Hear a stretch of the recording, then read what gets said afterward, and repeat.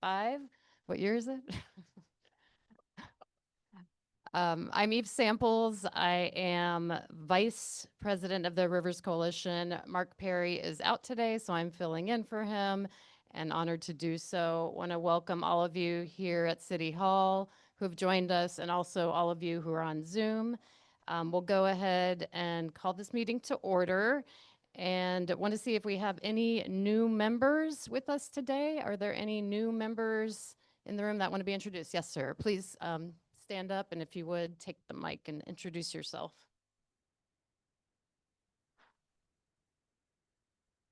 I'm Trey Jennings with Bound Trey Anglers Club. We're here to renew our membership and get active, and we are especially looking forward to participating in the River Kids project.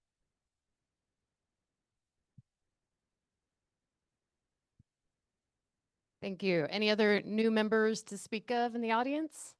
All right, all of you are so valuable, all of our existing members, longtime members, and we're always looking for new members. We're stronger together as a coalition, so thank you for joining and standing with us. Oh, yes. I'm not in practice. Let's pledge to the flag. I pledge allegiance to the flag of the United States of America and to the republic for which it stands, one nation, under God, indivisible, with liberty and justice for all. All right. Thank you all for bearing with me. There's a few things going on in the Everglades world this week that have me a little preoccupied. So our presentation today is related to the Environmental Lands Oversight Committee. We're going to hear from Merritt Matheson, Rivers Coalition board member, and then after that, we're going to get a recap on the recent state legislative session from Gil, and I'll assist with that. And I'll also provide an update on some of what we're tracking in the Everglades, which relates to some state action. So without further ado, I'm going to hand it over to Merritt for his presentation.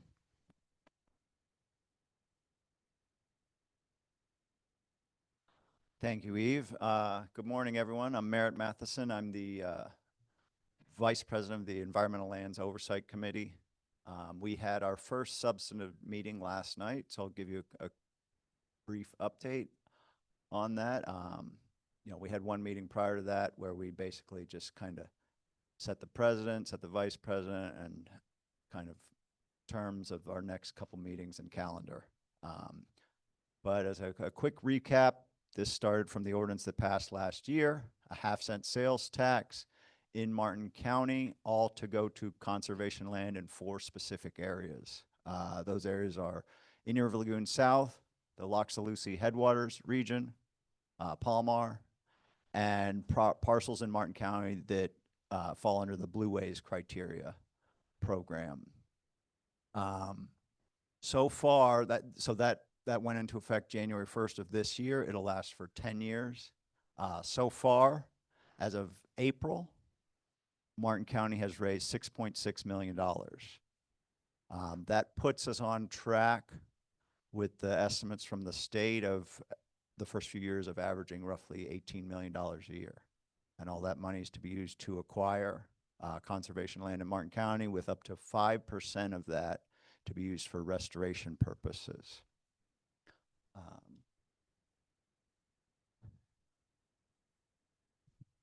Okay, give me 1 second. But the way this process works is there'll be parcels up for nomination.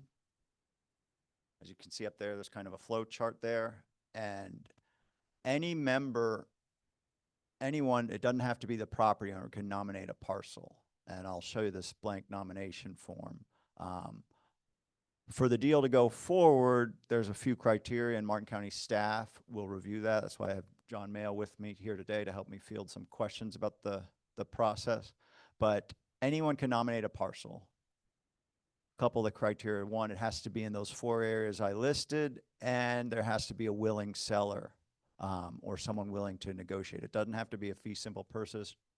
It can also be a conservation easement.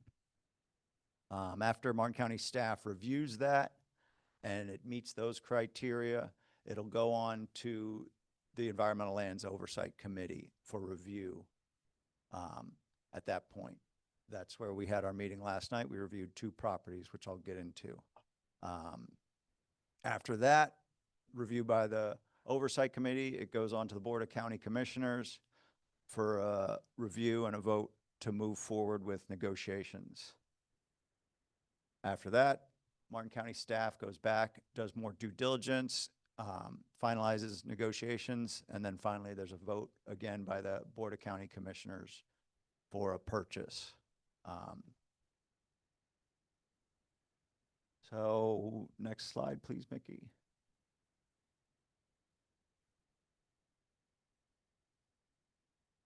That's the example of the blank parcel nomination form. Again, anyone can nominate a parcel in Martin County. So I'll work with the Rivers Coalition. We can put this out in one of our emails.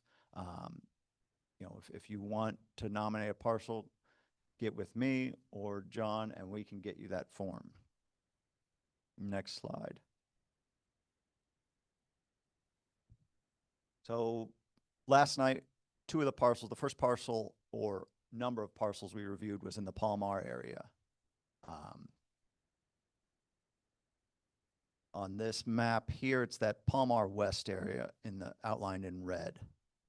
This is a good map. It is a little dated, but it does help show you the different areas, and you can start seeing that Greenway corridor or Green Beltway that's being built slowly around Martin County, which is one of our long-term goals here.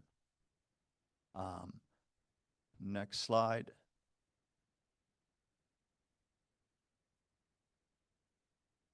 This is what the Palmar area looks like. Again, it's broken up into many, many smaller parcels. It's a management nightmare for environmental purposes. But those darker blue areas are county or district-owned land. So obviously, the larger tracts of land are much easier to manage. And that's what the end goal is here, is to consolidate more of that area into government-owned land and put it all in conservation. It's easier to manage those areas. So those yellow boxes are privately owned land now, and that slightly upper area, a lot of that is privately owned. That's what's called the chimney in the Palmar lingo here. But Palmar consists of some of the highest quality wetlands here in Martin County, and it's a part of the Allapattah Flats basin. And so historically, water would kind of sheet flow in the wet season there slowly, very slowly, from St. Johns River Basin south to the northern Everglades there. Great for aquifer recharge, and all that water that sits and stays there in the future compared to running off if it was pavement or going directly off would be going into our river. So it's incredibly important in that context for helping protect our waterways. It's also the headwaters of the Loxahatchee River, you know, a wild, nationally designated wild and scenic river. Next slide. So one of the things Martin County Forever and that ordinance looks at is funding partners. We want to stretch those $18 million a year as much as possible. With this, it was the property owner as a potential funding partner to reach our goals, as well as South Florida Water Management District, which is another partner and owns a lot of that blue area in the Palmar region along with Martin County. So overall, the deal that in that Palmar region that's going on right now is South Florida Water Management District will acquire 608 acres of those, and these are all small parcels with the goal of combining them all into larger, easier to manage parcels. But Martin County is going to acquire 380 acres. And that 380 acres, that the funding for that is going to come from what we've earned so far with this half-cent sales tax. The deal also includes a land swap with a property owner that owns a large amount of those properties, but it's basically a swap of 2 acres for 1 acre. With the goal for both parties being Martin County is consolidate ownership of larger tracts of land, and that private property owner is going to get the same benefit of consolidating some of these into their own larger parcel. But again, they're swapping 2 acres to Martin County for Martin County's 1 to rearrange these so that you're consolidating that land. So that passed with the vote at the ELOC last night to move forward with recommendation for negotiations with the Board of County Commissioners. Palmar, again, it's in the Greenway corridor, headwaters of the Loxalucy, and some of the highest quality wetlands in Martin County. The next parcel we discussed was the Barbie Ranch. Next slide. Which is slightly north and west of the Palmar area. Now, the Palmar stuff is a fee simple acquisition with some of that land swap. The Barbie Ranch project is a conservation easement purchase with the funding partners being the state and the Florida Forever grant. This has been an ongoing target. It's in the Florida Greenway corridor. It's in IRL South, and it falls within SERP project designations. You go back one, maybe. Yep, that one. So it's that area there, and to the left of it on the screen there is the C-44 reservoir in STA. So that's what makes this parcel incredibly important. And to the northwest of that parcel is Alapata Flats, owned by the county, or the district, sorry.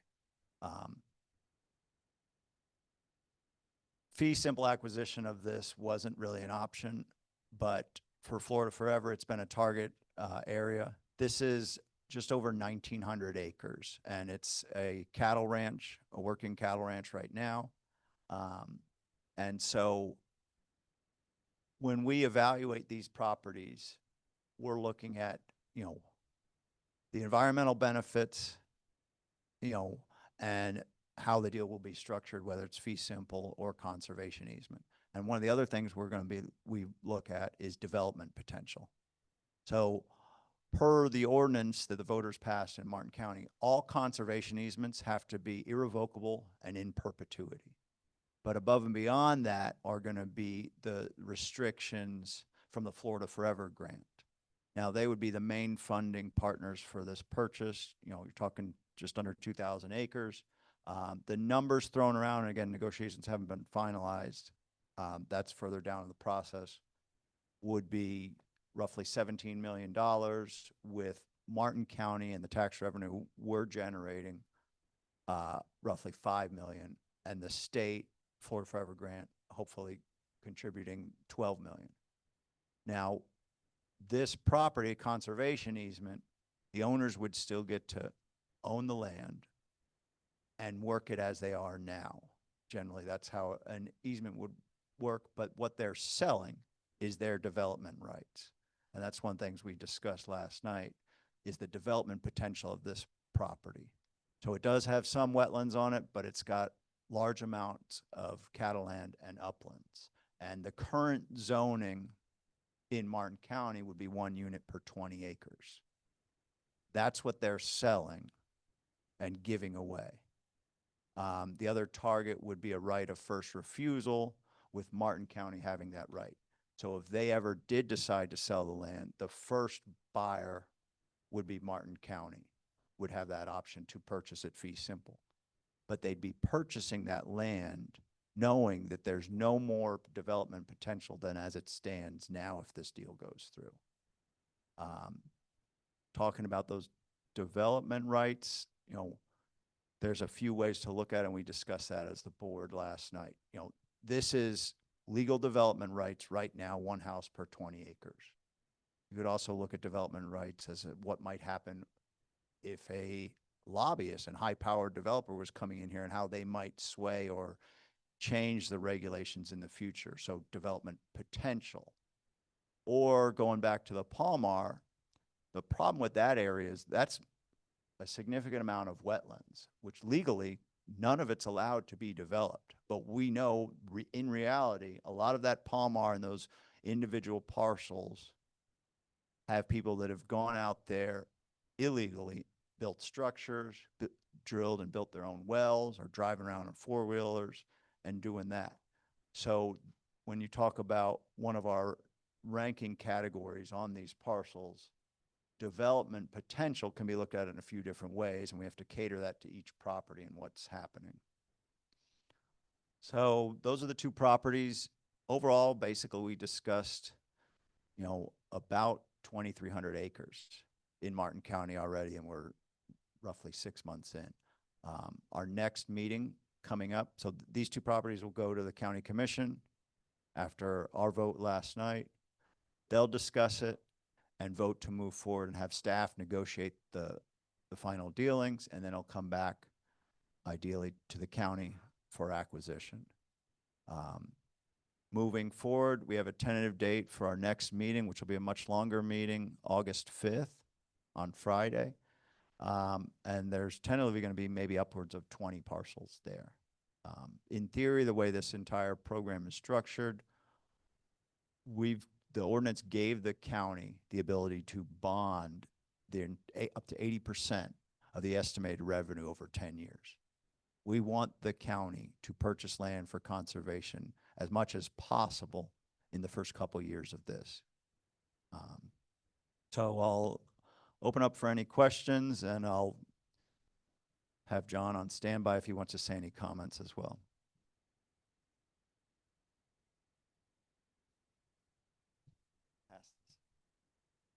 Yes. Can Mickey, would you be able to go back to this slide with, I guess go back to Palmar, to the slide that had,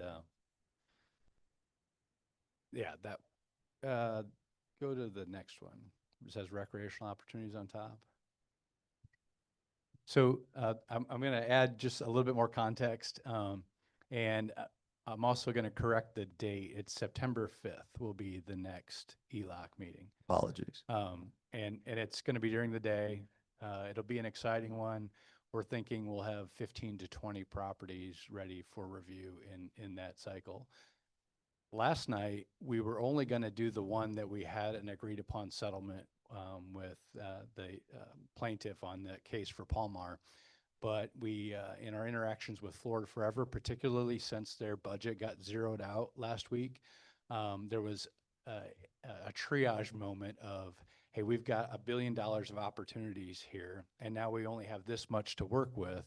And so all the landowners that they were working with came out and said, hey, we want to move forward in this cycle.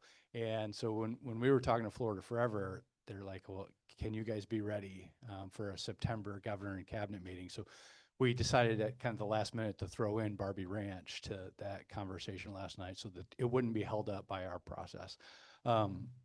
So September 5th, put that on your calendars. It'll be a great meeting. You'll learn a lot about feedback.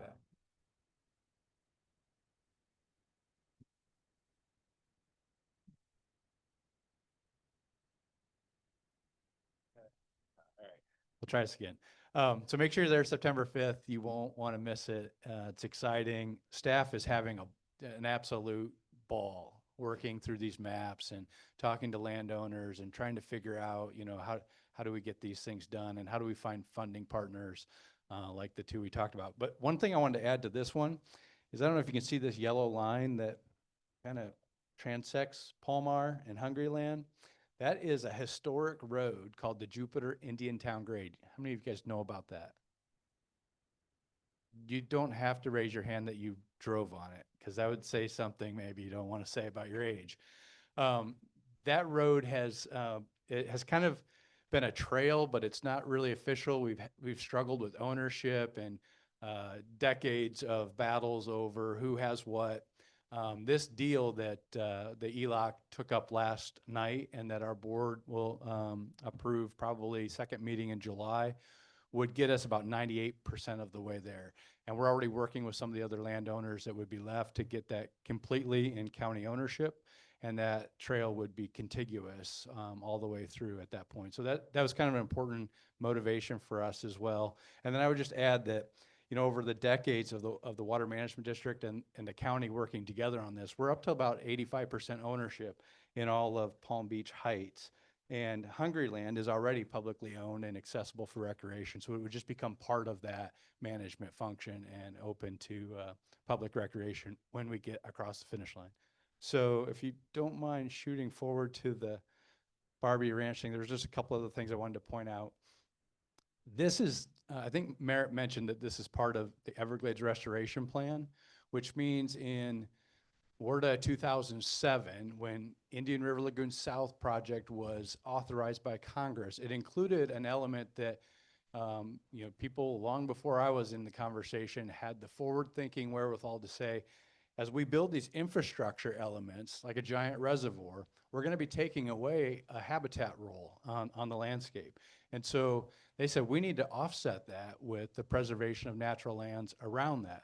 It also provides natural area storage and treatment of stormwater. So it collects runoff, it feeds the aquifer, it does all these things. But one of the key impetuses was that you need to offset the loss of habitat. And we can go out there today. How many of you have been to the C-44 reservoir in STA? If you haven't, get with Audubon. I think they're doing tours. It's incredible. And the wildlife component of that, they found it. They found it in droves. There's roseate spoonbills, there's caracaras, there's snail kites like crazy. There's more alligators than you can count. And a lot of the shorebirds that are using that STA, they don't have any roosting habitat. So this is it. And it's really the only thing in the area. So it's fundamentally critical.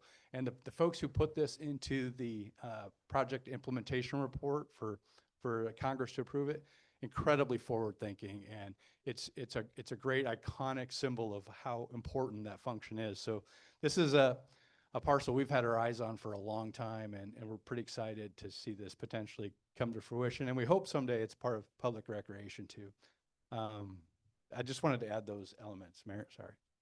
No, thank you. Any questions? Here, I'll bring you the microphone and we'll answer them as best we can.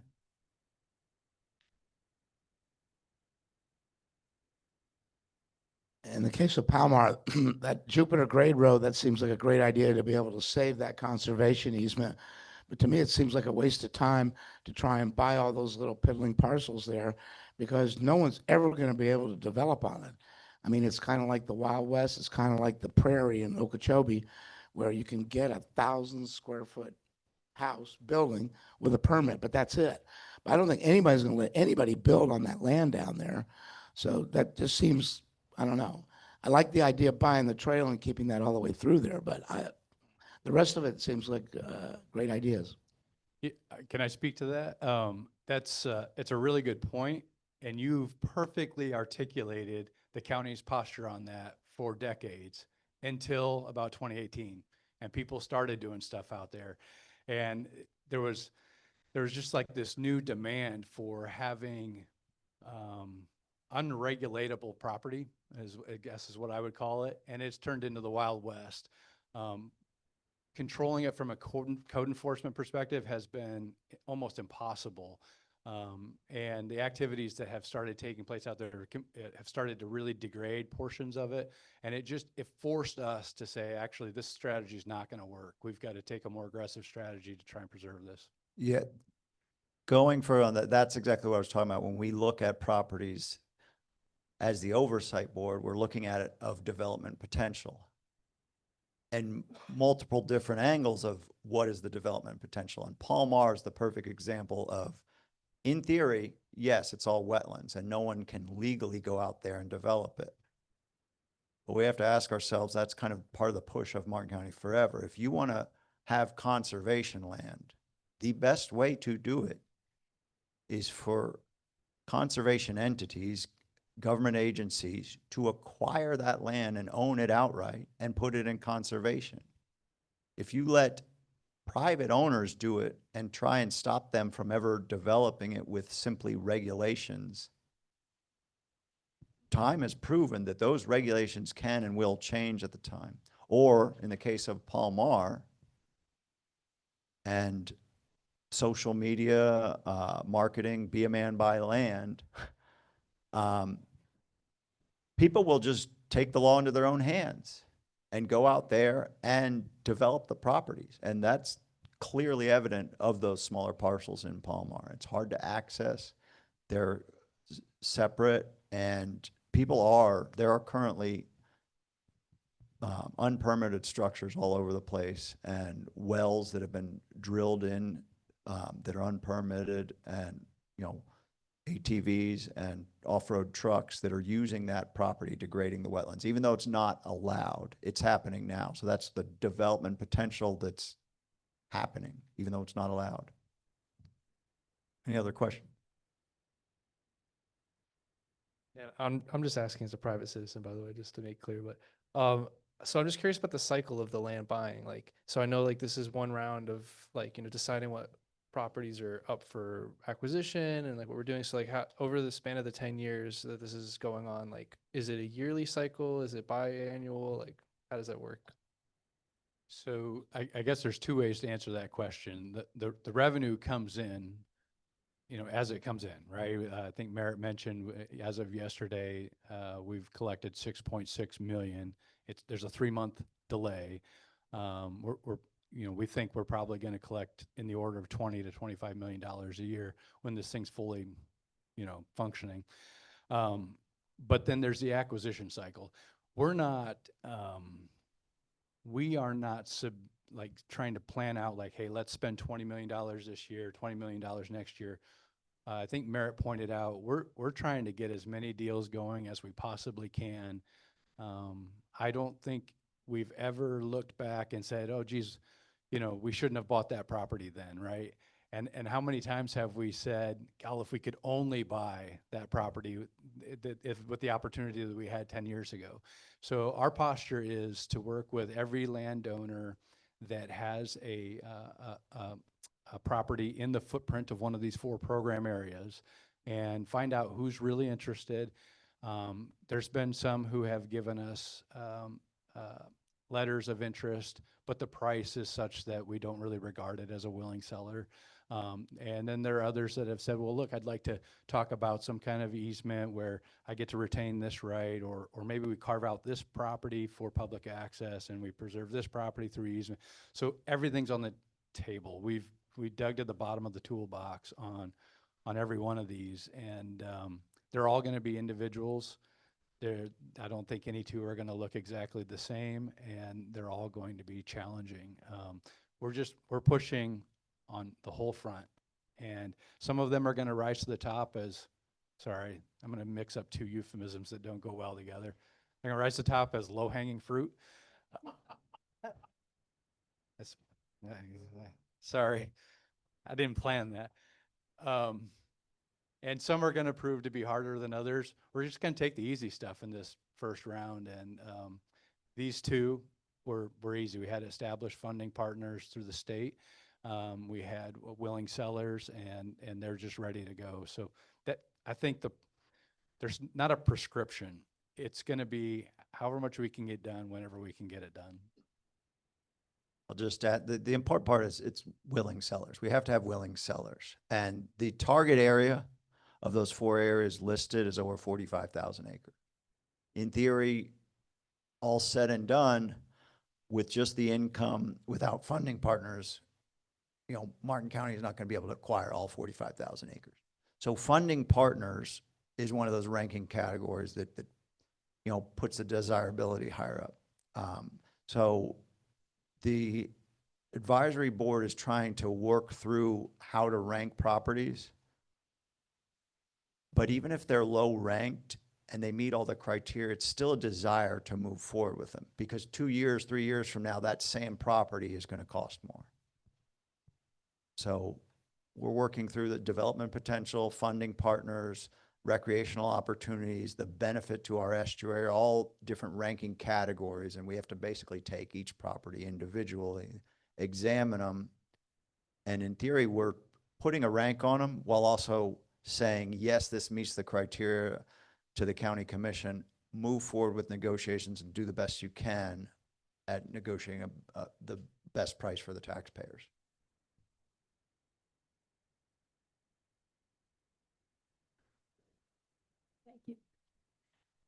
There was legislation, I don't know if it's passed, but that would allow people who have wetlands to fill them in and just pay to have it in another water management district.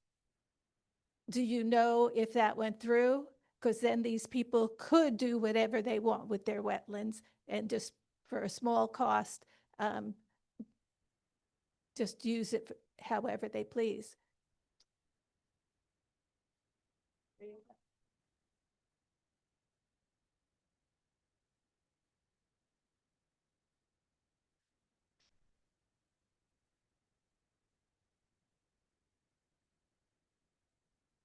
So on that Barbie Ranch is the plan method of acquisition on that a conservation easement?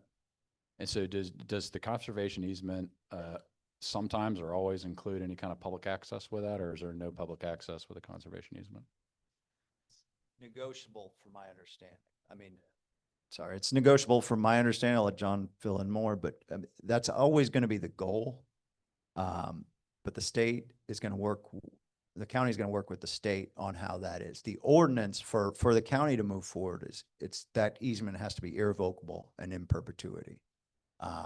But there's a lot of other minutia that'll be broken down, how the land's managed, public access, what happens if a sale goes, right of first refusal. So those are all being negotiated, and John can continue on. Yeah, they'll all be different, and every one of these things is its own recipe. But as far as public access on conservation easements, the legal answer to that is yes, it's possible. It'll never happen. It's just too much liability. That's what I was thinking. So that's the trade-off of not getting fee simple versus a conservation easement. But what we are doing is asking for those easements to include a first right of refusal, so that, In addition. if someday the next generation's like, we'd like to buy a new Mercedes or houses on the beach, we'd be the first ones in line. And so you're kind of purchasing that too, then there's a cost of buying that right of first refusal. And that kind of leads to my next question is, are you getting appraisals up front on these things, or are these just straight up negotiations? How's the price arrived with I think it was said that there was a one unit per 20 acres. Is that right? That they're kind of basing it on? Yeah, we still have to, from an acquisition standpoint, we still have to follow state law for government acquisition of property. So once it's gone through the ELOC and the board has approved using sales tax funds for property, that's what starts our due diligence, which includes an appraisal process. And then we have, when the government buys lands, there's more laws that govern how we do it than how you do it. And that process will function the same way it always does. And so there'll be an appraisal and a review, and the negotiation will be largely based on the appraisals. And particularly when we start to add in funding partners like Florida Forever, they have their own rules. Or when we add in, I didn't get to this on the Barbie Ranch property, but that is expected to be part of the federal cost share once, without getting into the weeds on the process, there's a project partnership agreement that has to get approved, and then that will identify the goals and objectives that have to be achieved by a property to count as natural lands for CERP. But what that does is, let's say that the state spends and the county together spend $17 million on the easement for Barbie Ranch, that goes on the federal cost share ledger with the federal government. So the feds can then spend $17 million on some other element of Everglades restoration. So that it's part of the 50-50 cost share agreement that was enacted in CERP. I don't even remember what your question was. I don't think I answered it. Yeah. Perfect. Thank you, John. And thank you, everyone, for helping this pass. Thank you, Merritt and John. Really appreciate your leadership in continuing Martin County's legacy of land acquisition for environmental protection. It's really vital. Turned it off. How's that? All right, we are going to move on to the second part of our presentation today.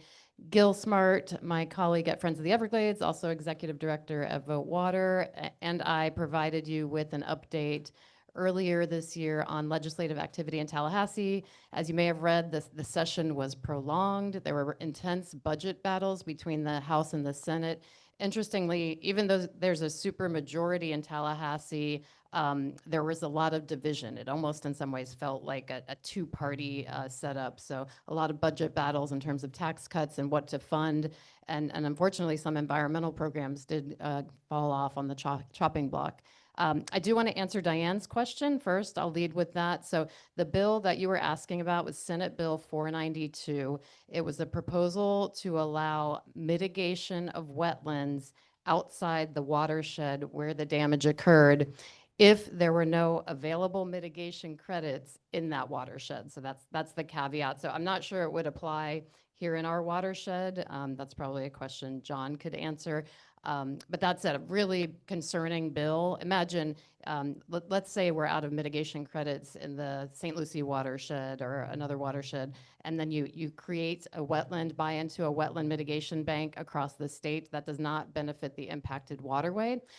So for that reason, Friends of the Everglades and other organizations submitted a veto request to Governor DeSantis. We just double checked that that bill has been transmitted to him by the legislature, but not signed into law yet. So we're still hopeful that he will veto. And if it's important to you, please call the governor's office and ask him to veto Senate Bill 492. All right. So I'm going to start with the good news from the session, just to remind you all, and then Gil's going to talk about the budget and a few other items, but it's kind of how we roll. So the good news is that the State Park Preservation Act did pass. Martin County, once again, was the epicenter of this environmental battle. It's been the case so many times over the years that our community has rose up and really been vocal against environmental degradation. So as a result of that proposal to bring harmful development to 9 state parks across Florida, including 3 golf courses at Jonathan Dickinson State Park, our state lawmakers proposed legislation. Senator Gail Harrell, co-sponsored with Senator Bradley, and Representative John Snyder, co-sponsored with Representative Gossett Seidman in Palm Beach County, filed a bill that was a start. And then Gil and I and our organizations and others were really involved in strengthening that legislation, closing some loopholes that we saw in it. And I have to give Representative Snyder a lot of credit for responding to that. Senator Bradley also was very helpful strengthening the bill. It got approved, and it's pretty ironclad. We're not going to have harmful development in our state parks. So important to celebrate those victories. They're few and far between. And if you see Representative Snyder or Senator Harrell, thank them in the community. They did some good work on this one. So I will pass it to Gil now to talk to you about the bad news. Hey, everybody. The only one of the bill I wanted to mention, because we did go over this last time at the last meeting, is House Bill 1205, which makes it harder to amend the state constitution, changes the requirements for getting citizen-led amendments to the state constitution on the ballot. That is a heavy blow to groups like those pushing for a right to clean water here in Florida. In fact, there's a call. I'm on the advisory board for that organization. There's a call tomorrow. We're going to talk about next steps, that sort of thing. A concerted effort to make it tougher for people to get things like conservation measures on the ballot really raises the bar. So that did pass, unfortunately. All in all, though, from the perspective of individual pieces of legislation, it wasn't a bad session. There's some strange stuff, though, came out of the budget. I guess if we talk good news, the good news might be Everglades restoration funding. In this current budget, it got $691 million. Hang on a second here. Yeah, Everglades restoration, $691 million this year. That's just under what was allocated last year. It's less than what Governor DeSantis wanted, but it didn't sustain huge cuts. What did sustain huge cuts this year is Florida Forever. We were just invoking Florida Forever, the state's marquee land acquisition program. It's been around since 1991, and for years, for almost the first 10 years of its life, it was funded at $300 million a year. And it's seen as sort of a model land acquisition program. The funding has been used to acquire the sensitive parcels all around Florida. Then came Rick Scott and the Great Recession, and funding was slashed dramatically. But by 2021, it was back up to $100 million a year. And in fact, just 2 years ago, the state legislators unanimously approved a measure requiring the state to allocate $100 million per year towards Florida Forever. And conservation groups like Friends of the Everglades was arguing that that should be the floor, that we should be spending more. And last year we spent $100 million. Fast forward to this year's budget, Florida Forever is getting $18 million this year. It's a huge blow. It's a huge blow to land acquisition efforts. And, a lot of that money instead went to the Rural and Family Lands Protection Program. You may have heard about this. This is a program, an agricultural land preservation initiative that offers conservation easements on timber, farm, and ranch lands. It gives landowners a vehicle to sell their land's development rights while still being able to use it privately for producing crops or raising cattle. The program fends off sprawl, but it's not great in terms of there's no public recreation element to it. There's no public access. As opposed to maybe a state forest or a state park or some other, communal-owned land. $250 million went to the Rural and Family Lands Program this year. Now, $100 million of that is ostensibly going to be used for securing Florida Wildlife Corridor easements. So, you don't want to talk down the program, but clearly the focus this year, and Senate President Ben Albrecht and himself, an ag guy, had said ag was going to be the focus this year, and he delivered on that, but to the detriment, really, of Florida Forever funding. $18 million a year ain't going to pay for a whole lot, unfortunately. Also, on the bad news front, last year, water quality improvements to the Indian River Lagoon got $75 million. This year, it's getting $25 million. So there was a lot of little nicks and cuts like that across the board with this budget, unfortunately. There was some weird things. I saw a story on this. The legislature did specifically allocate money to buy 3 properties, including $19.7 million to purchase a 114-acre partially submerged parcel on the Intercoastal Waterway in New Smyrna Beach. The legislature wants to spend $19.7 million on this land, which was last appraised at $174,000. So there's lots of questions about what's going on. I saw a line, SCCF, Sanibel Captiva Conservation Foundation, whom we work with pretty closely. They had a legislative wrap-up piece, and they had this line in there. Legislative budget leaders defended their land acquisition funding decisions by saying that Florida should move away from owning conservation land because of the maintenance costs. So for those of us who agitate or advocate for the acquisition of conservation land, that's kind of what we're facing here. Yeah, exactly. So Governor DeSantis has said he plans to veto at least $500 million from the budget.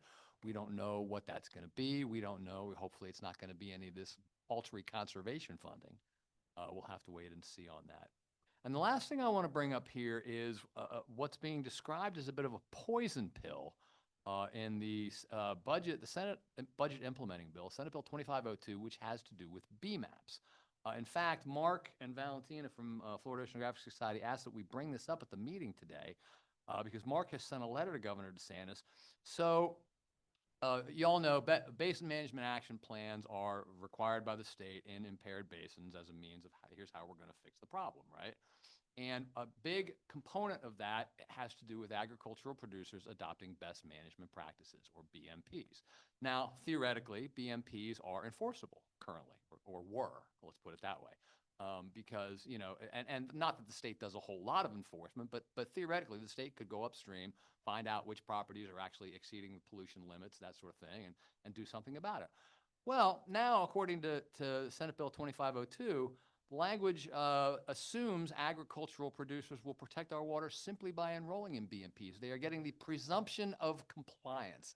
This is like a toxic radioactive phrase that keeps coming up, the presumption of compliance, which means that if you adopt these practices, we're just going to assume that you're achieving the reductions that our modeling says you are going to achieve, and we're never going to check. We're not going to check. We'll just assume you're good. Mark in his letter says this is like giving a student a passing grade for signing up for a class without checking if they've done the homework or passed the tests. So, as you may recall from previous discussions here at the Rivers Coalition, the BMAP, and in fact, our local media outlet, TC Palm, did a huge investigation on this several years ago. The BMAPs aren't working. For many of these impaired basins, we are not achieving the nutrient reduction goals. And unfortunately, DEP just continues to kick the can down the road time after time after time. This runs the risk of making that situation worse. If we're going to presume compliance for these agricultural producers, and in a lot of these basins, including the St. Lucie Basin, agriculture is by far the biggest source of pollutants. If you're just going to allow them the presumption of compliance for adopting BMPs, we have no mechanism, to figure out what's going on. Why are pollution levels still above what the modeling said they were going to be? What can we do about that? There's no means of enforcement, unfortunately, with that. So, Mark is asking Governor DeSantis to veto this. I've not seen this on a whole lot of other conservation groups' radar screens, but now it's on your radar screen. It's a bad idea, but unfortunately, this budget was full of those. So, Thanks, Gil. Any questions for Gil? And before I move on to a couple of related updates on the rock mine south of Lake Okeechobee and also the Alligator Alcatraz prison in the Everglades. Yes, one question in the back. I'll repeat it. How much did Big Sugar get out of the budget? Big Sugar doesn't get direct allocations. On the federal level now, the big beautiful bill ups the price floor for sugar, which amounts to a huge handout. It was in the Senate bill, now it's in the House bill. So, we've made some noise about that, but unfortunately, not a whole lot of noise has been made elsewhere. So it looks like they're going to get another big benefit. That seems to be the way this goes. So. Yes, the floor price of sugar is increasing 22%, I think it is around there, in the proposed federal budget bill. And in terms of sugar's allocation, I mean, they're protected at every level of government. They're protected in state burn regulations. They're protected by our water management practices. State of Florida has spent more than $2 billion to clean up their runoff over the years. And there's a good chance that the rock mine, I'll tell you an update on in a minute, they'll come seeking a budget appropriation in future years. They have stated on their website they plan to seek state funding or public funding. Jim.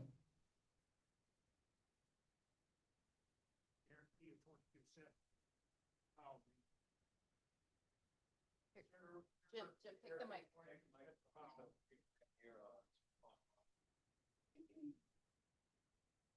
Sugar is guaranteed 22 cents a pound, which means that Florida Crystals will make a loan from the Department of Agriculture for $500 million to plant their lands and to cultivate their lands.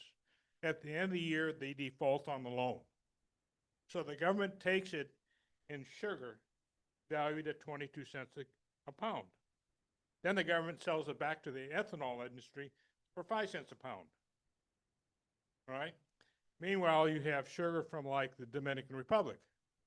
Now they have what they call under the Fair Trade Agreement, they have exemptions for certain countries on how much sugar they can bring to the United States. So Florida Crystal owns sugar plantations in the Dominican Republic, which means that they get to import 197,000 tons from Dominican Republic. And then we end up selling it to, and they pay 10 cents a pound for it. Then they end up selling it to the ethanol industry. They gave sugar of 22 cents a pound. Now they sell it to the ethanol industry for 5 cents a pound. On top of that, the Florida Crystals is buying sugar from Cuba and mixing it with their load that's coming to the United States. That's how it works. Thanks, Jim. It is an egregious shell game, and for it to be tucked That's into known as the- a racket. yeah, to be tucked into this omnibus budget bill that, both parties have other reasons for supporting or opposing is pretty outrageous. So contact your congressman, contact Senator Scott, Senator Moody, let them know how you feel about this. It's not a done deal yet. Okay, so a couple other updates. I'll start with the Southland Rock Mine south of Lake Okeechobee. To refresh your memory, this is a proposed 8,600 acre rock mine that the Florida Crystals and U.S. Sugar have proposed building in partnership with Phillips and Jordan, a big engineering firm that actually does a bunch of the Everglades restoration projects in SERP.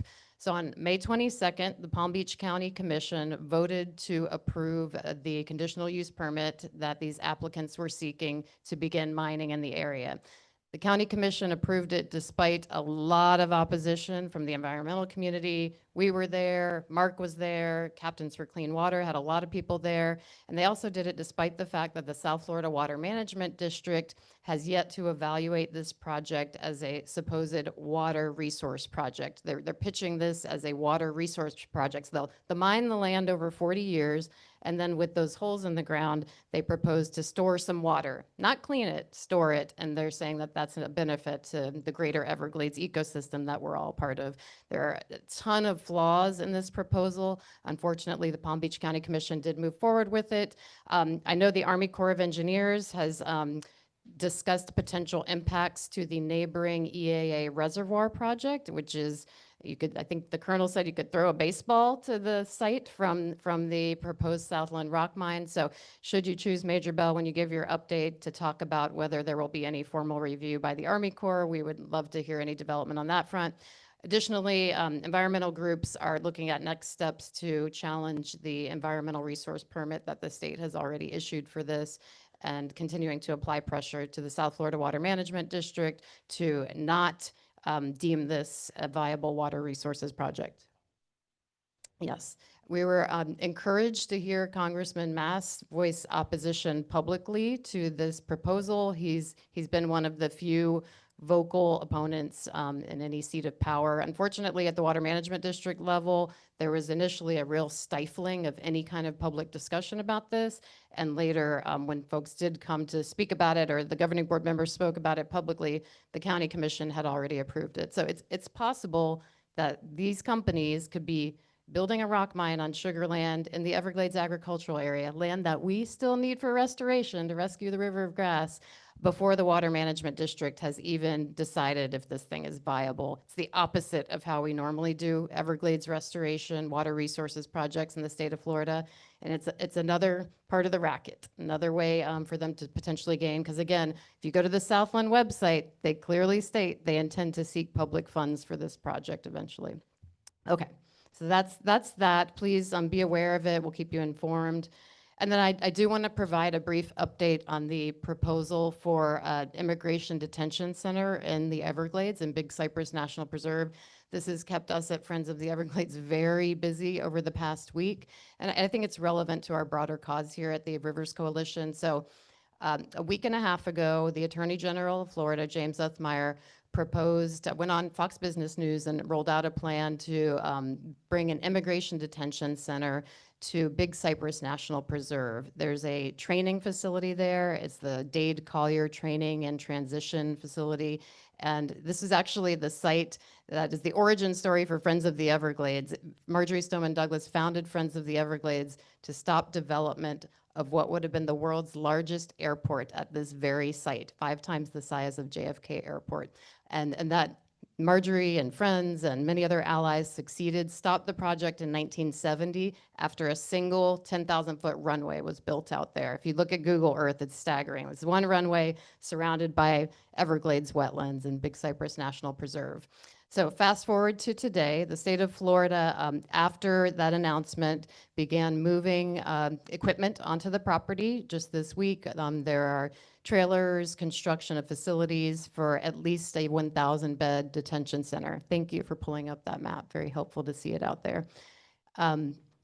Miami-Dade County, which owns the property, even though it's in Collier County, has voiced concerns about the lack of any environmental impact analysis that's been done. Normally, when you have a project using federal resources, and this has been approved by the federal government, and FEMA funds are going to be covering a good portion of the costs, $400+ million a year in costs. Normally, you would have a required, under federal law, environmental review, and that has not occurred. So we're tracking this. It is rapidly evolving. I was out there with some of our team at Friends of the Everglades on Sunday. Mitchell was out there too, protesting with the Miccosukee tribe. About 400 people turned out, and there's another protest this Saturday. So if you're interested in that, check out more information at everglades.org. Send a letter to Governor DeSantis, Attorney General Othmeyer. This doesn't have to be about immigration. Whatever your feelings are on immigration policy in America, this is about destroying the Everglades. This is the heart of the Everglades. We've invested billions of dollars in this area, and it is no place for a 1,000+ bed immigration detention center. So just want to make that clear. All right, lots to fill you in on. Any questions on state legislation or any of those items? Silenced the room. Okay, let's move to our government agency and Jim says.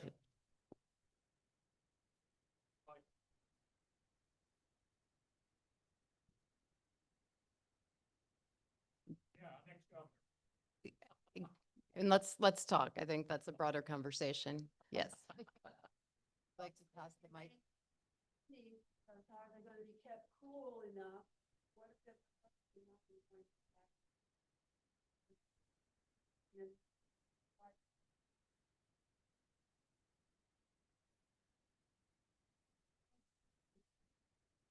It's okay. Yeah. Okay. I think we heard you. Just wanted to add that. Yeah, thank you. Okay, so let's move on to our government agency and progress reports. First, we have John Mayall. Do you have an additional update? You covered it. Okay, thanks. Thanks for the update earlier on the Environmental Lands Oversight Committee. So we'll move next to Ben Hogarth with the City of Stewart. As Ben's making his way up here, I just want to thank the City of Stewart, the Stewart City Commission. Some commissioners are in the room. Commissioner Collins, do we have any other commissioners in the house? Thank you for being here, Commissioner Collins, and I want to thank the City Commission and the city in general for adopting a resolution in support of the Rescue the River of Grass campaign to acquire the additional 100,000 acres or so that are still needed south of Lake Okeechobee for restoration. So thank you. Thank you, Eve, Gil, everybody. So I've got two things. I'm going to just address the legislative stuff first, only because while we're on doom and gloom, I might as well tack on to that. So from a city perspective, you've kind of heard everything that's dealing with, the larger issues around the state. From a city perspective, I'm just, other than my commissioners who I know of this bill, just a show of hands, I'm kind of curious, who has heard of Senate Bill 180 on emergencies this year? Okay, I see county staff has some folks. So if you don't know it, you will probably soon. And that depends on if the governor signs it this week. We're still watching it. I think every local government has in some way talked to their communities at least a little bit about it. For us, it's probably the most, egregious attack on home rule that we have ever. It's certainly the largest I've ever seen in my 12 years of covering the Florida legislature. What it does might be easier for me to explain if I gave an example. The Costco development, which I know was a very popular one and had no controversy at all in the community for the city. It was approved by a commission a few years ago, and it was approved with the Costco building plus, if you're not aware, there's also a multifamily component to it. So less than 400 apartments, but just under that, it was like 380, somewhere around there. To put that in perspective, if this had happened, if the Costco development had come around now, at the time post Senate Bill 180, if that gets signed, that same development with max density, with everything, would not have had 2 public hearings lasting 4 to 5 hours each. There would have been no public hearings. It would have been probably administratively approved, assuming concurrency issues were satisfied. And instead of 400 apartment units, could potentially have been 1,200 to 1,500 apartment units. To show you the kind of egregious example of just how much worse the kind of development that you can see and have no right to speak on. There's no due process at that point. That's what the bill does, is it functionally takes away the due process of the public hearing element in local governments, so long as that development meets the standards under affordable housing that the Senate and the House have set in recent years. So you've probably heard of the Live Local Act from a couple of years ago. Another bill actually tacked onto that, Senate Bill 1730. That one expands the definition of where these affordable housing can go to include planned unit developments. So cities basically have been kind of tied into a knot that no special zoning, no special codes can really kind of get around the definition of where these multifamily units can go. And the reason I'm saying all that is because from obviously we're at the urban kind of center of Martin County here. You're going to see both building density and people density potentially increase, and the local government, your commissioners, can do very little to stop that. Staff will be in very difficult position to have to kind of act like commissioners at that point, but only stick to the code and what's by right for the developer. And so Tallahassee is setting those standards now more so than at the local level. And we've not seen that in the past. So I guess that's the doom part of what I wanted to mention. The kind of the gloom stuff is more to, when we think about land acquisition trust fund, and we think about 2014 when Amendment 1 first passed, this kind of rolls into what the county is doing right now, which is really aggressive land acquisition. When 2014 Amendment 1 passed, the legislature in the following year went through a battle where a lot of state managers kind of were arguing that they needed management money for lands that already existed, more so than new lands. So that's where a whole lawsuit came about, where the legislature passed the bill, put more of the funding towards, instead of land acquisition, new lands, which is what the Amendment 1 was at the time, they put it towards really managing existing lands. And to be honest, both are important, both are vital. You can't just take land and then not manage it. You have to do both to be real conservationists. So that played out in court, and an appeal. The courts ruled against the plaintiffs that kind of went after the legislature and the state for their kind of position. And so we've been in this really nebulous place over the last several years about what is land acquisition and how aggressive are we being. And the state's kind of found this balance, but it really comes down to year-to-year funding.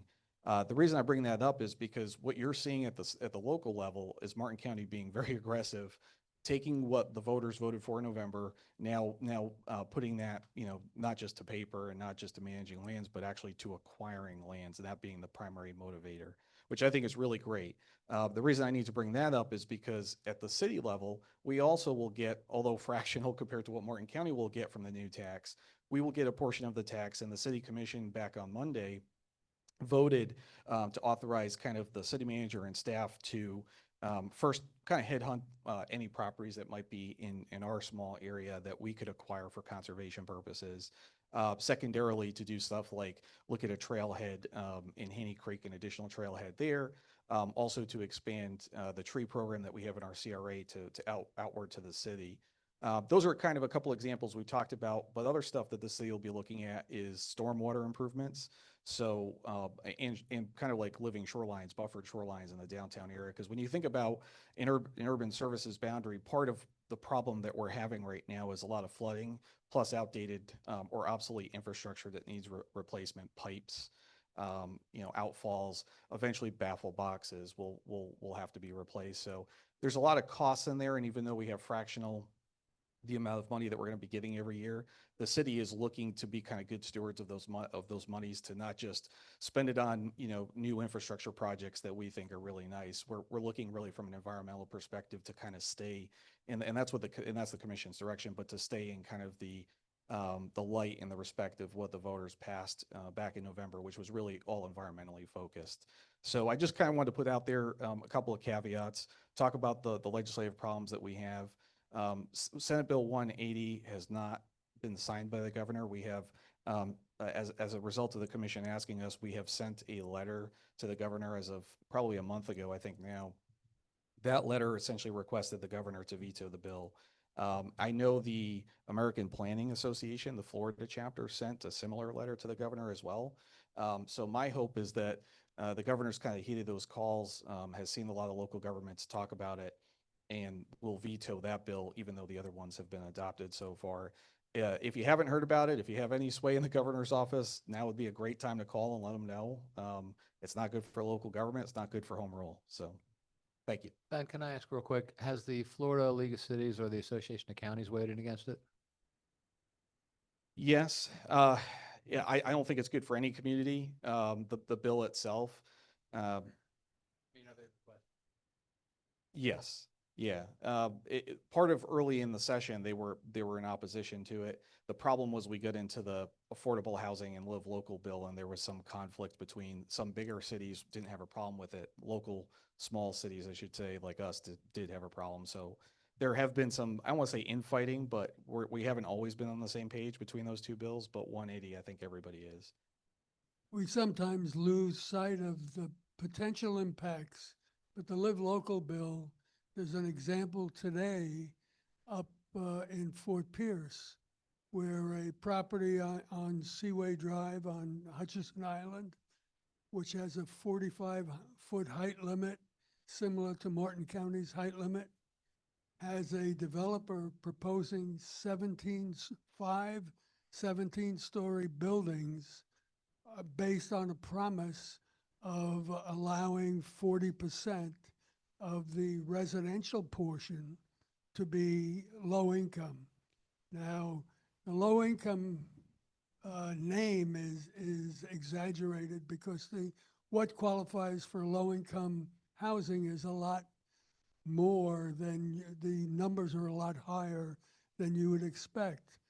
Plus, he's thrown in mixed use in these buildings so that there are fewer total residential units in a 17-story building than would happen if it was all residential.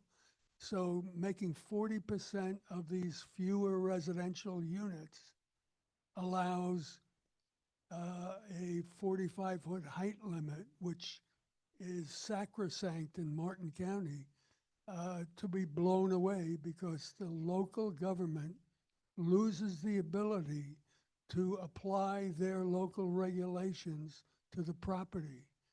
It's an incredibly bad concept.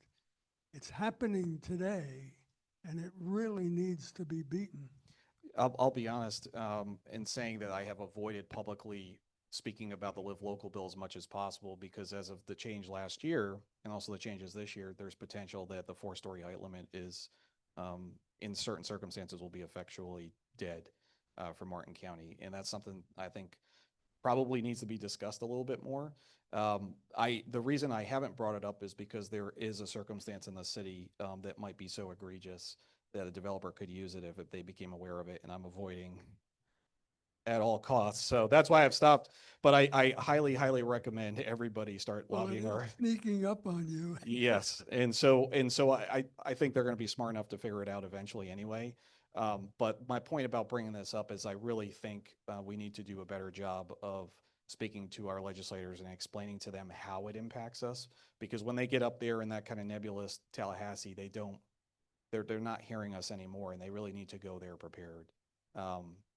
Because they get into the 60-day session, and it's just really kind of chaotic. So with that said, I felt like it was really important to bring this up. The good news is I do feel like our fight is going to probably settle around the word concurrency, because there is still kind of a higher law that we would still have to meet even with these big developments. So, And we just have a question over here. So. Sure.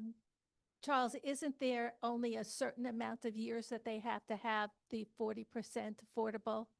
Oh, that was 30 years? Okay. I thought that was even only 25 years, but still, it's not enough. It should be in perpetuity. Thank you for that point. In perpetuity is not ironclad in many cases. That applies to some of the conservation easements we talked about too. Do you mind ferrying the mic back to Commissioner Collins? Sorry, Commissioner.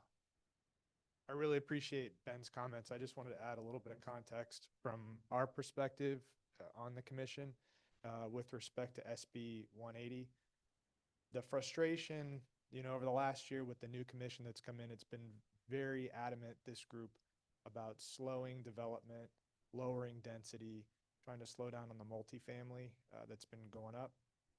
And so we spent from that election around September, October, 6 months going through a zoning in progress, comprehensively looking through our code at anything that could, cause more of what people seem to be frustrated with. And we weren't trying to go after property rights. So what you could do by right with our code, we didn't touch. But in that gap where it's by right and then what we were allowing under conditional use, and in that process, we were decreasing that density, increasing parking requirements, and looking to slow down what could be built, especially outside of our urban core. So when you see on the City of Stewart urban service boundary, those larger structures and mass that people were frustrated with, we spent a lot of time comprehensively going through that. And SB 180 tucked way down, 35 pages deep in this 40-page bill or whatever it is, 38 pages. Within, a little subsection, it says, There's no more moratorium. There's no more zoning in progress. You can't do anything with your code that could be perceived as, down zoning or restricting development. And we're going to make that retroactive back to October of 2024, which is when we started our zoning in progress. So if you don't think it's personal, I do. But that's part of our frustration, is in doing everything we could to deliver what it felt like residents wanted from us, we've been handicapped. So I just want to give that context, and I appreciate, Ben, that was beautiful, but just personal frustration in that as somebody trying to set policy. So Thank you, Commissioner Collins. All right, is anyone here from the South Florida Water Management District? Okay, we had received initial word that governing board member Tom Hurley would attend, but I guess he was unable to due to travel plans. Is that right? Okay, we hope to see him at a future Rivers Coalition meeting. Thank you.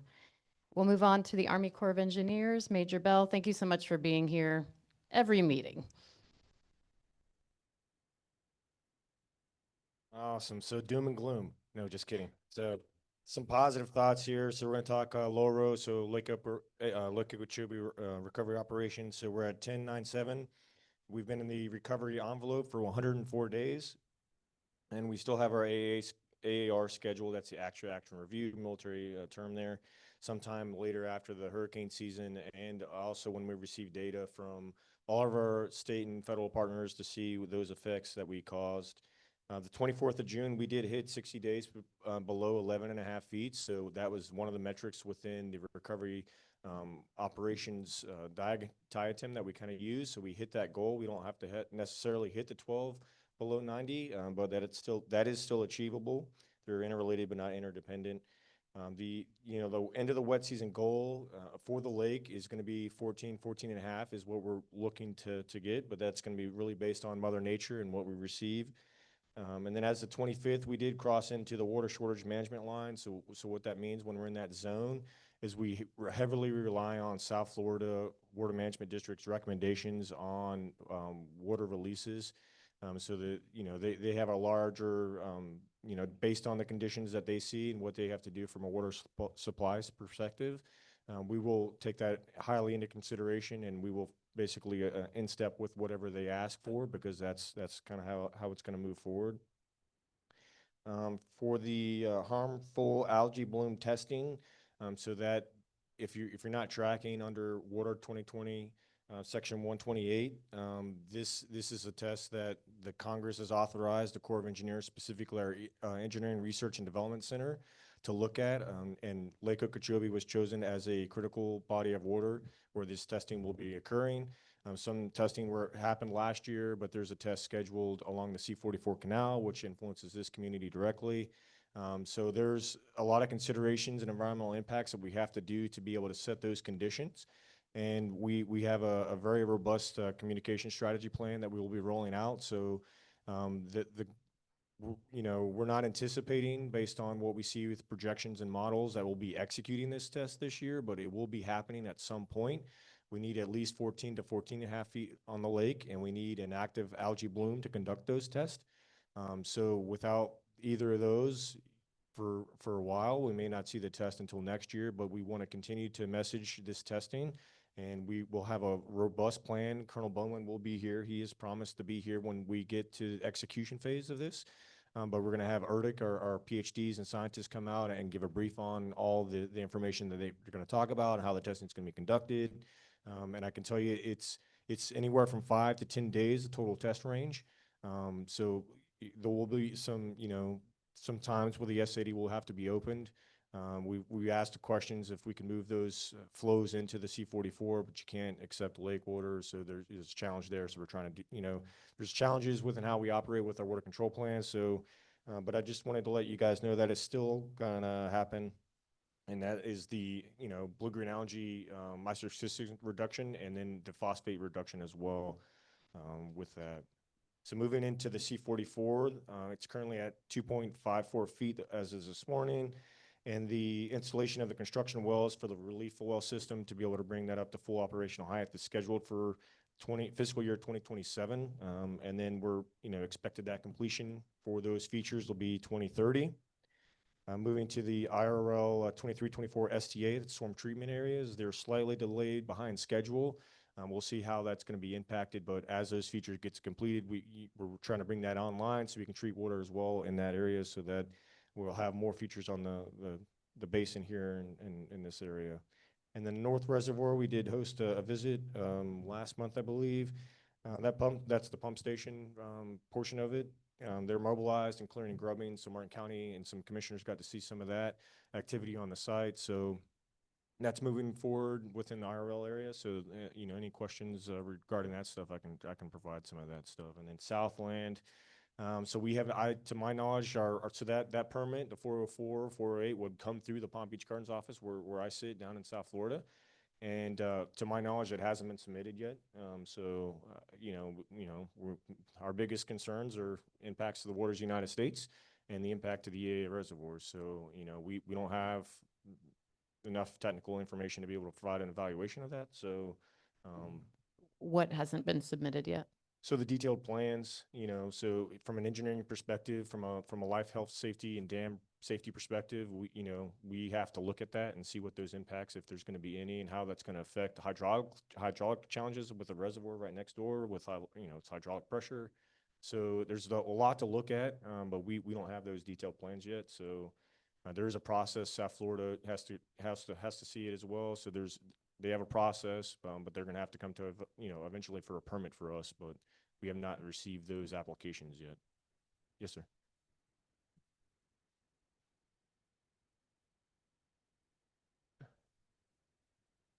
So eventually it'll come to us, from some, we'll review that, but we haven't received it to my knowledge. So, I think this reflects the chicken and egg conundrum that is at the heart of this Southland rock mine. So there's been no evaluation of it as a viable water resources project, a purported reservoir. County Commission has already approved for mining. At some point, it may be deemed a water resources project, and I guess it's only after that and plans are submitted, you're saying that the Army Corps of Engineers would conduct a review of the impacts? So at some point they would have to request a permit for either 404 action or 404 or 408. So right now we still retain the vacature from the state for 404s, so wetland impacts. So it has to come through us for review, and then the same with 408. If it touches a federal waterway or body, we would have to review that as well. So, if they're going to connect it to the CNSF, logically they would have to seek a 408.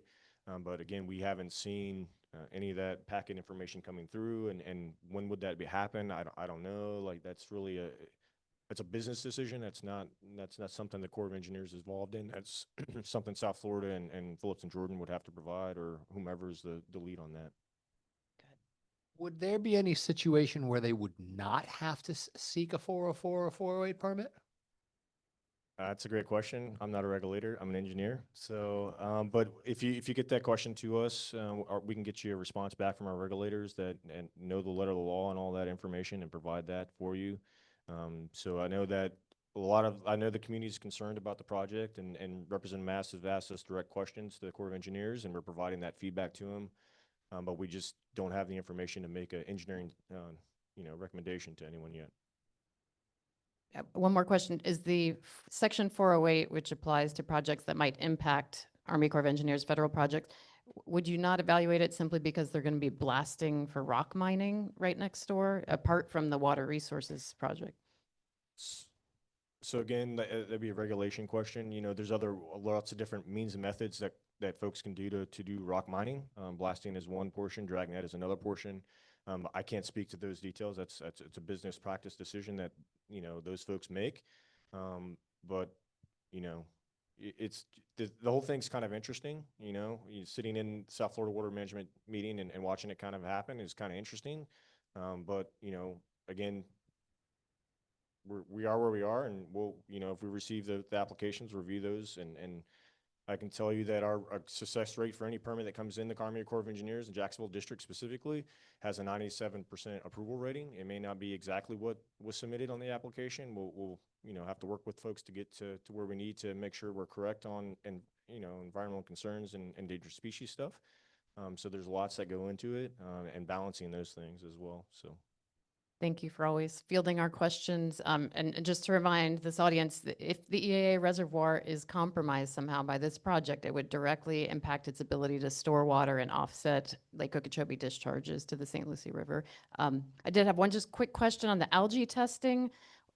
Is it algicide that you're testing? It's oxamycin is the peroxide based algae side, and then there's some other uroform something. It's for the phosphate dropout. So as the microcystins killed, then it also pulls out the nutrients from that. So it creates an inert material that falls out of solution.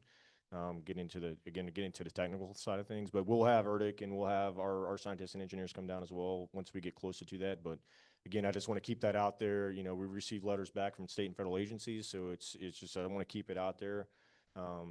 Just strategically to be, if it doesn't happen this year, then it's next year, which means that's 3 years that S80 has been opened. So I just want folks to understand that and. And last one, I promise. Why do you have to discharge through S80? Why can't you do the testing in the canal? Why do you have to do it in the So river? They'll inject the materials at the 308 structure at Port Mayaca, and then you have to have controls. Then you have to have set up along that canal to test, reduction rates and all these other things. It's a scientific test. And we can't move it into C44 reservoir because then you don't have sampling effects all the way downstream to the outlet, which is S80. So that's one of the challenges, right? Because myself and Colonel Bowman have asked, could we move it to a different canal? Can we move it to a different area? But doing the scientific experiment, they need the space and they need the length of the C44 canal to be able to execute it and be able to see the reduction and all the other scientific things they're looking at. So. Thank you for always fielding our questions. We need to move on, Diane. Sorry, in the interest of getting to the rest of our agenda, but please connect with Major Bell after this. Okay, so we have River Kids updates. Do we have members of the River Kids in the house? Oh, okay. I'm sorry. Paul Gray, please Oh, join us hi via folks, Paul Zoom. Gray from Audubon. Thank you, Liz or Eve. Yeah, so as Major Bell said, the lakes are right around 11 feet right now. For the lake, that is really, really wonderful. The 11.5 and 12-foot metrics are good for the lake, but 11 really ecologically is the much better number. And staying down this low, this long, not only the plants have to germinate, but you have to grow them tall enough so that when the lake does go up, they don't get left behind in the deep, dirty water. So for the lake, we're really almost in perfect condition. As the major said, though, the lake has also now hit the water supply management line in the lake. And that's the water rationing line for the users, the water supply users around the lake. The district could go into water rationing for them, but water rationing during the wet season is not the same as the dry season. They got an inch of rain in the Everglades agricultural area this last week, and they've gotten about 5 inches the last month.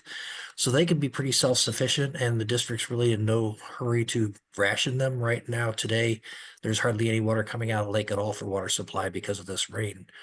So I think that's going to be fine. Of course, they don't like that, and it puts the Corps and the district on the hot seat with the users being nervous about water supply. But I don't think it's too bad right now. The Caloosahatchee has been cut off. They've closed the gates on the lake down the Caloosahatchee. Just in the last 6 days, they've fallen below optimum flow levels and salinities. Again, if they can get some rain, maybe that can help cover that up. But other than that, I mean, for the system, and of course, with the lake being at 11 feet, there's a lot of freeboard. So barring some pretty unusual summer, there should not be any emergency estuary releases this year. So the ecological conditions of the watershed are pretty good right now. So that's all I have. Thank you. Thank you, Dr. Gray. Okay, now we'll move on to our committee updates. If there is a River Kids representative with us. Okay, Speakers Bureau. All right, we'll skip both of those and move on to Todd Thurlow with local estuary update.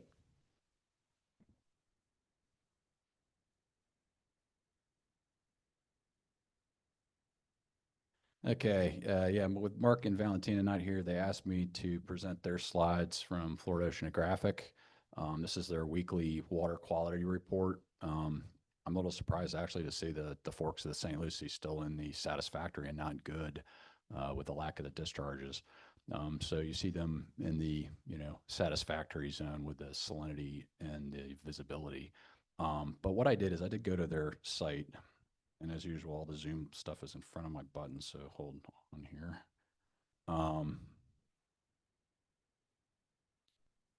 Here's my tabs. Okay, so I just wanted to compare that to back in February. We were kind of in the middle of the recovery operation. So, you kind of see how we're doing much better. But you look back in February, this is their graph that kind of graphs it over time, and you can see the discharges that were going in the river that time, and how the water quality of the river, immediately drops when the S80s open. And I cannot get these buttons. Like I said, I just have to hit OK. Sorry. Okay. So moving on, as it's been said, the lake is a little bit below 11 feet. You see this red here, that what we were talking about, we're now under the water shortage management band. But as Dr. Gray was saying, I think with the wet season and the anticipated rains, they're not necessarily going to have to go into those operations. Like right now, as we speak, they are taking about 1,500 CFS into the EAA out of the lake. But that's instantaneous. They'll turn it off later today. I don't know what the daily average will be. I put this up while the Army Corps was giving their presentation. This is the recovery envelope in green that we've been in for, I forget how many days you said, 100 and something days. This is what, folks like Dr. Gray like to see for the health of the lake. We hit the 12-foot, target, so to speak, on April 15th. We hit 11.5 on April 26th. So we've been below that for 62 days. The goal was 60. So we're past our 60-day goal. And another thing to note is that we did drop below 11. We're below 11 right now. We actually dropped below 11 a couple weeks ago before the rains. And so in the recovery operations plan, it does say whether, what things to consider. They kind of have 3 points to consider when you are, not do operations, and 3 things to consider when to do operations. And the third thing to consider when not to do operations is the lake stages have already receded below 11 feet for any length of time. So whether or not we had been below for 60 days, but any length of time in the last 5 years. So back in a couple weeks ago when we went in, below 11 feet, hopefully they'd strongly consider that over the next 5 years. So hopefully what that means is no recovery operations until 2030 at the earliest. On the seagrass report stuff, this is the latest imagery.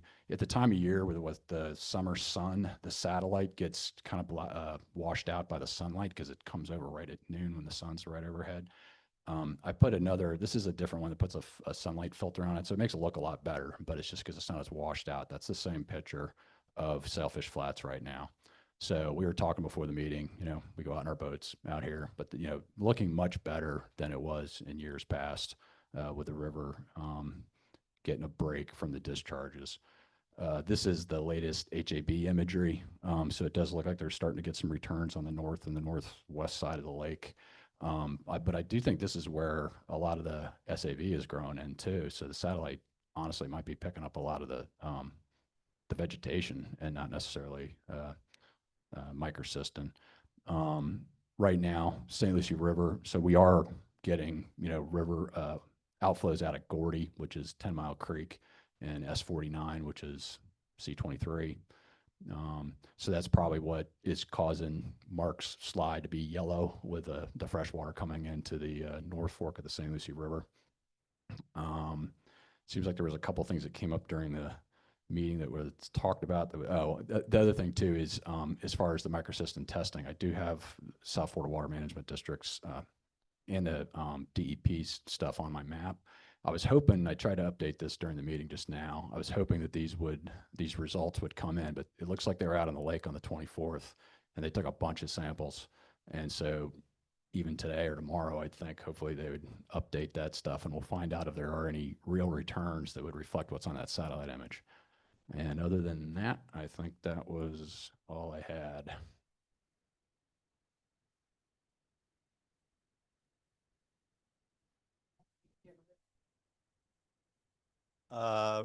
main riverkeeper update is, let's see, July 26th. Indian Riverkeeper is sponsoring, on behalf of Treasure Coast Waterway Cleanup at Jensen Beach Causeway, drop-off location for trash. So any volunteers participating in the Treasure Coast Waterway Cleanup, come on out, drop your trash off at Jensen Beach Causeway. Indian Riverkeeper will be there. We'll have a tent set up, and we'll have some food and refreshments for volunteers helping clean up our waterways. Again, July 26th. The cleanup is the entire week, but we will be there that weekend, starting at 8 till about noon or so. Yeah, absolutely. If you can't participate in cleaning up, come hang out with us. Talk to the volunteers dropping off trash, man the tent, help us serve some food to those and eat and talk about all the stuff we learned here today.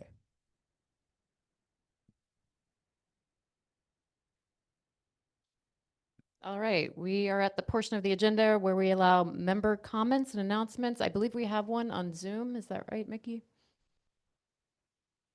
Oh, I'm sorry. Okay, yes. Would you come up to the mic or come take the mic?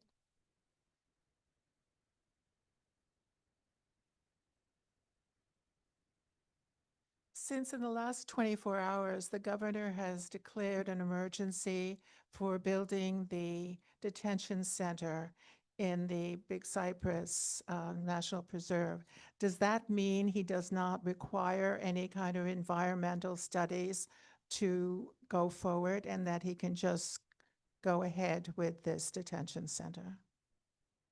That is a very important legal question that I am confident will be answered.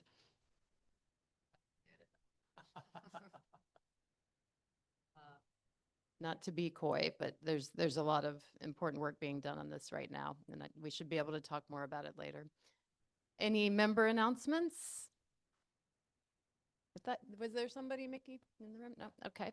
Well, without further ado, I want to thank you all for being here. I know we threw a lot of information at you today, a lot of battles to fight, but also our estuary is looking pretty good right now, so get out there and enjoy it, and we appreciate your time today. This meeting's adjourned.